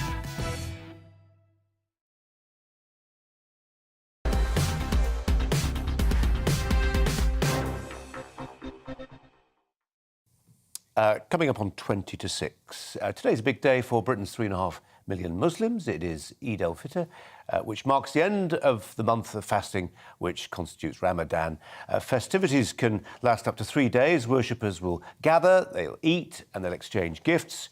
Big part of the economy in many of our towns now. If you want to wish someone a happy Eid, by the way, you would say Eid Mubarak. So Eid Mubarak, I say to Rakib Hassan. Rakib, welcome to you. You posted some interesting pictures on your Twitter account in your best bib and tucker, looking very smart. A really important day, and actually for a lot of non-Muslims, it's passing them by. And I'm aware of this tension is probably too strong a word, but this obliviousness. It's a big deal. Oh, I mean, I think we could maybe use the word curiosity, perhaps. So ultimately, Eid al-Fitr, it marks the end of the month-long period of Ramadan, which includes dawn to sunset fasting on a daily basis. As you mentioned there, I posted a good number of photos on Twitter of all the food that we're having, and Eid al-Fitr is often marked by family gatherings, friends, also close friends also coming over, enjoying a great deal of food. But it also presents an opportunity for us to appreciate the basics in life, good health, contentment, but also provides a chance for us to remember our loved ones who are no longer with us. I was just talking 5-10 minutes ago, Rakib, to Calvin Robinson, who's planning to take holy orders, man of the cloth. I've talked to him before about the benefits of the disciplines of things like Catholicism and fasting. Lots of Muslims still do that in a way that actually a lot of Catholics have lost sight of, that idea of purging, of avoiding the food, abstinence. These are daily disciplines, certainly during Ramadan, for millions of Muslims in this country. No, absolutely. I think that people of different faiths across Britain, they would consider their faith to be a source of self-discipline, resilience and determination. So Ramadan, in that sense, it's much of it is about routine. It is about being disciplined and also appreciating things that you have that many people in the world don't have. I have a very interesting stat for you, Colin, that many people may find quite surprising. The fact that 75% of British Muslims believe that Britain is a good place to live as a Muslim. We hear these grievance-fueled narratives, but the reality of the matter is the vast majority of British Muslims think Britain is a great place to live, freedom of religion being cited as the primary factor. And they're certainly appreciative of the religious freedoms and anti-discrimination protections which are afforded to them under British democracy.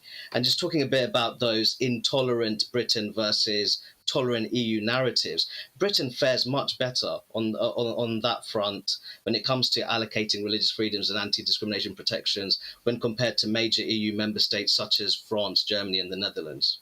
Yeah. Rakib, this is a tricky question. I remember interviewing Sadiq Khan when he was Mayor of London, and I was swinging a bottle of Coke in front of him, and he was sort of looking at it, clearly would quite fancy a swig, but he was in the middle of Ramadan, he was fasting. And it's really tough, right? It's really tough if you're doing a bit stressful job, you're knackered, you're hungry, you're watching other people around you eating and drinking. How many people aren't really doing it? How many people are actually having a cup of tea on the sly? Well, I wouldn't wish to speculate on that, and even if there was to be a survey on that, there may be a degree of social desirability bias. But I think in that particular interaction, the reality of the matter is British Muslims are a minority, and that is part of Ramadan in terms of the British Muslim experience, is the fact that you are doing that as a religious minority, and you certainly shouldn't be expecting people to put on hold their own daily routines, non-Muslims, just because you are fasting. So that is the point that I'd make. It is about routine and discipline, but it's also about mutual understanding. And then the reality of the matter is, I think that Colin, your roots are in Bradford. I've lived in Luton all my life. I think that, quite frankly, there needs to be greater mutual understanding across a range of our communities. I absolutely agree. Rakib Hassan, thanks very much indeed for your time, as ever. Really appreciate it. Ella Whelan is alongside me here. Rakib's point there about 3.5 million Muslims in the UK. They represent quite a lot of social conservative values to some degree. Some people will say that's incompatible. Some people do say that's incompatible with the mores of a Western liberal democracy. At the very least, it would be helpful to understand a bit more. Yes, and I think there's one of the great things that Rakib always does is talks about the fact that we are sort of bad news orientated, and that there is a tendency to want to highlight individual instances of very real anti-Muslim prejudice that does take place. Let's not beat around the bush and make it. It's a bit like the misogyny thing, and turn it into this grand narrative. But I think actually there is far more integration and understanding and social interaction between people than we give sort of Britain credit for. I worked with lots of young Muslim women when I was many years ago working at a school in East London. And Eid was one of my favourite times of year because in the days afterwards, I would get all the leftovers that their mothers would cook, and it's the best food. And everybody should go and look and get jealous at Rakib's Twitter because the food he's posting looks amazing. And there's that sense of you don't have to. Obviously, I didn't share their religious views, and actually, we used to come in after a weekend of, and I would tell them all the tales that I'd been out on the town, and because we were friends, they'd laugh at that, and then they'd tell me about their lives, and I'd enjoy that. And you don't have to be from the same background with the same beliefs to get on. There's this kind of ridiculous idea that we all have to pretend like we're the same. We're not all the same, and actually, difference and variety is the spice of life. But it's about tolerance, and Britain is a far more tolerant. That's all true, but I reserve the right, as you do, I think, to actually to look at certain belief systems and say, I like that, but I don't like that, but don't criticise me if I don't like that. So I think the fasting thing, brilliant, more self-discipline, self-control, to be applauded. But there are elements of Islam, and I reserve the right to critique it, which are, less commendable, right? Mm-hmm. But let's not pretend it's all some great moral equivalence. No, and I think that's the difference between pushing something like multiculturalism, which I think has taken it's not just a kind of let's live in a melting pot, which is a wonderful thing, but it's saying that we have to be accepting, and not just accepting, but sort of pretend to agree with all the things that other people agree with.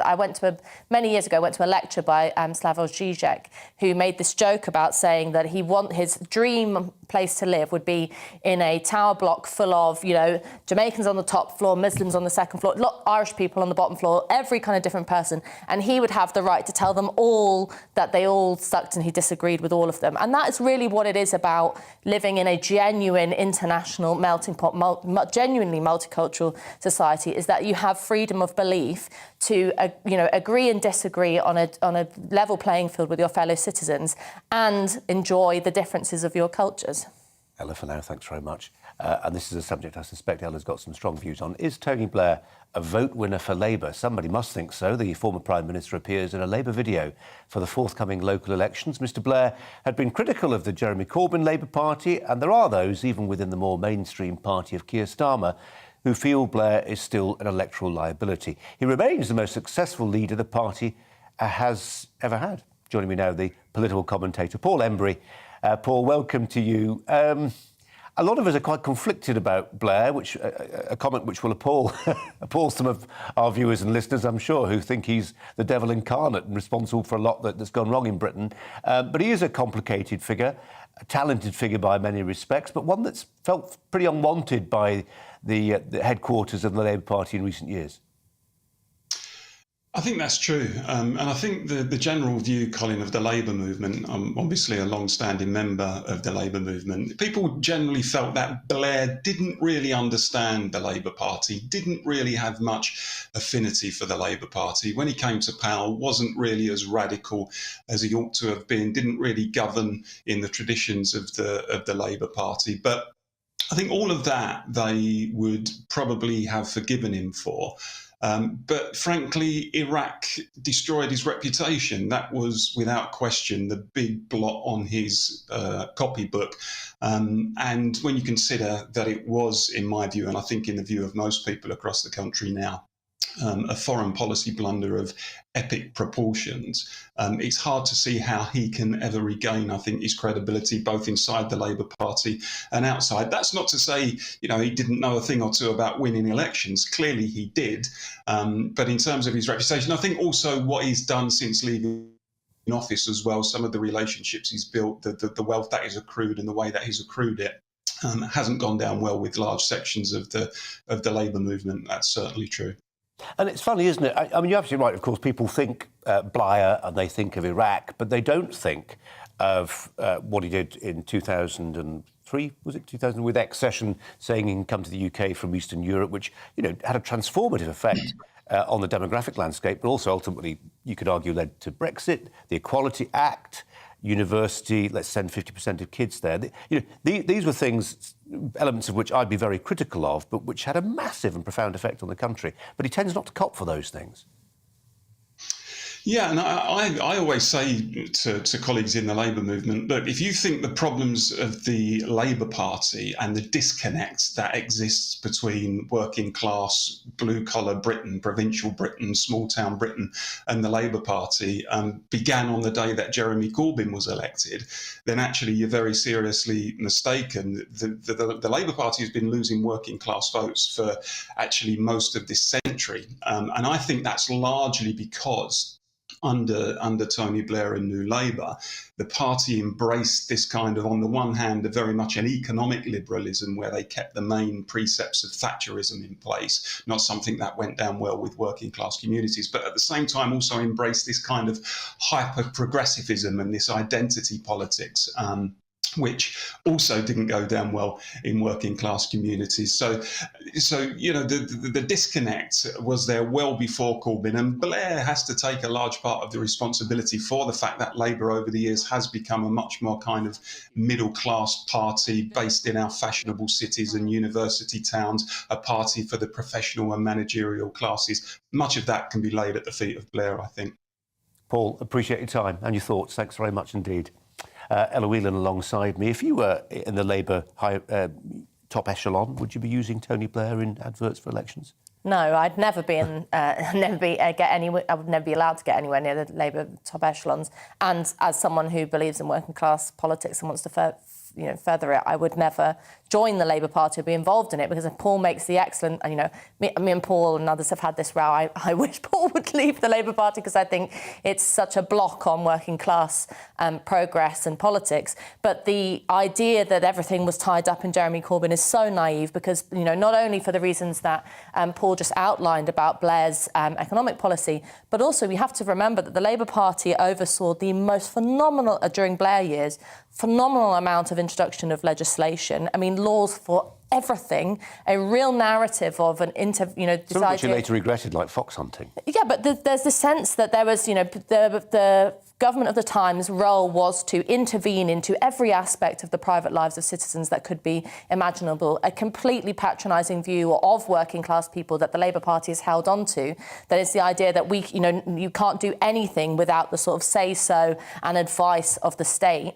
And I think it's quite frankly pathetic that Keir Starmer is now trying to rehabilitate the sort of crepuscular form of Blair to be able to give himself some kind of gravitas, because problems, not just because of Iraq, but also because the fundamental thing about Keir Starmer is he has no ideology, and so he's trying to piggyback off of Blair's. If that's not pathetic, I don't know what is. Crepuscular word of the day, fantastic. Now, poor married couples with children are more stable and likely to stick together than rich unmarried couples with children. This is according to a new study from the Marriage Foundation. It also claims that around 9 in 10 parents are still together when their children are aged 13 to 15 are married, and so-called cohabiting parents are 3 times more likely to break up. That is regardless of how much cash they've got. Joining us now, Harry Benson, Research Director at the Marriage Foundation. Harry Benson, thanks for your time. Just take us through the key points of these findings. Sure. I think most people know that it's easy to figure out what's going on with marriages and divorces because we count them, we record them, and so most people know that 1 in 3 marriages end in divorce, and there's a risk there, obviously, and people are rightly nervous of taking that risk.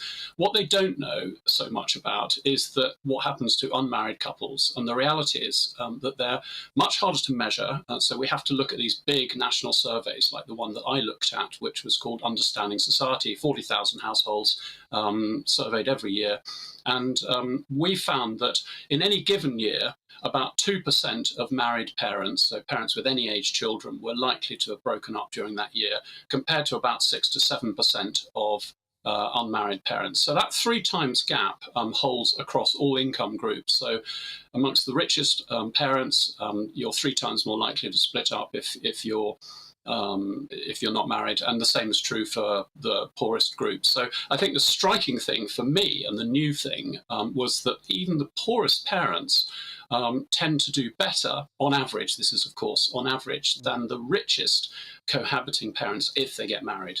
And I think that's quite a striking finding. Yeah, and in a sense, it's not new, is it, Harry? I mean, the idea that, I mean, we can argue about whether it causes correlation and whether the types of people who get married tend to, you know, people who bring up kids well and good outcomes educationally and all the rest of it.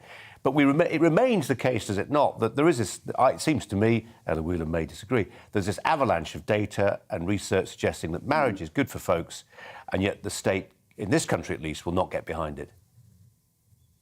Yeah, it's deeply frustrating, especially when you consider that nearly 9 out of 10 parents in the higher income bracket are married. So the trend away from marriage has barely affected the richest families. And that includes all our politicians, policymakers, journalists, I hesitate to say, and civil servants. The people who influence us most all overwhelmingly get married if they have kids. And yet somehow they manage to make the link that maybe it's not so important in public policy. And as a result, you know, it's become very difficult for people to justify getting married. There's no longer the social impetus to do that. There's certainly no fiscal incentive. If anything, it's the reverse. Amongst lowest income groups, if you move in with somebody, then their income moves in with you. And that bumps up your household income. It means you get less benefits. So you can lose 10,000 quid of universal credit if your partner moves in, let alone marries you. Whereas the state will say, oh, we're supporting marriage, we're giving you 250 quid. Come on. We're actually paying people to split up. That's the awful reality that politicians love marriage. There's still a couple penalty, isn't it? That's for sure. Harry Benson, yeah, appreciate your work. Yeah, we'll talk to you again, I'm sure, soon. Thanks very much indeed. Harry Benson there from the Marriage Foundation. 30 seconds from Ella Whelan. Yeah, I'm not sure where you come on this. I kind of bristle at an instrumental discussion about marriage, that it's something that's necessary to, you know, to raise kids. I know lots of single mums and people who haven't got married who are perfectly good parents. I married my husband because I loved him, and I think if we get more honest about that kind of thing and about the love that's involved in marriage, it might seem more attractive to people. We've got 5 seconds. I'm a great believer in marriage. I think you're wrong, but I'm delighted you're married. Thanks very much indeed. Ella Whelan, more news coming up. The UK is looking showery for many this afternoon. Let's take a look at the details. Starting off in the southwest, after a slow start, things should brighten up here through the afternoon, making it feel warmer than yesterday. Watch out for a few showers though. Over in the southeast and around London, it's likely to remain largely cloudy with just a few showers in the north. There will be further scattered showers across much of Wales this afternoon. Many places will avoid them though, with some warm, sunny spells instead. A similar picture as we look toward northwest England, where there will also be quite a few showers but also some sunny spells. Temperatures will reach highs of around 16 or 17 Celsius. Coastal parts of northeast England may have some lingering fog. Further inland it should be somewhat brighter, but there will be a few showers around, a little cooler here, with highs around 13 Celsius.